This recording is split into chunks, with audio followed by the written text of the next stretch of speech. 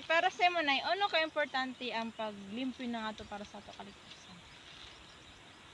Karang maghinlo sa kuan. O gaano ka importante yung kalikasan para sa ato sa next generation? Importante na maghinlo ta sa atong pamalay sa balay na mananom kay aron mabuhi ang tao. Tapos concern nay para sa imo as a citizen, ano imo bag or mahihatag para sa kaganahan sa ato kalikasan?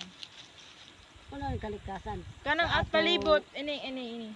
O sa atong O kuan. sa gana sa Area. hangin no, sa area may mahiambag as a citizen.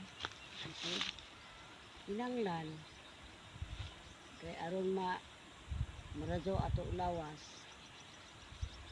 magkaon anang naay mga vitamin naay maintenance nya panagsa mag-umakay sige ra tag ingkuray o may ato kanon o naay mong mais o na puhon di makakaon na mi ana. Ya, gagayas mi are kay tanan mo gayay mga gulay. Sa istorya ra na sa mga para sa aho nga senior citizen na. Kuan para sa ato palibot nay, ini sa ato palibot to. Ano na may pwede nato na himuon para ma-prevent iton mga tungkod masama itong pag magbagyo dali ra ka magbaha, dali ra ka mag climate change. O may ato himong para mapugnan zone sa na mahitabo og dili sabta maapil sa mga bagyo na may tabo. Mining.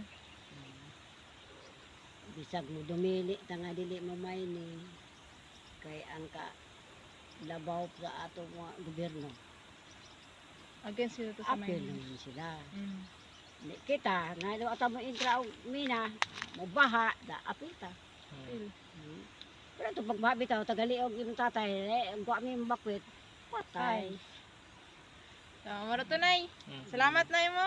Salamat sa imo. Salamat. Kay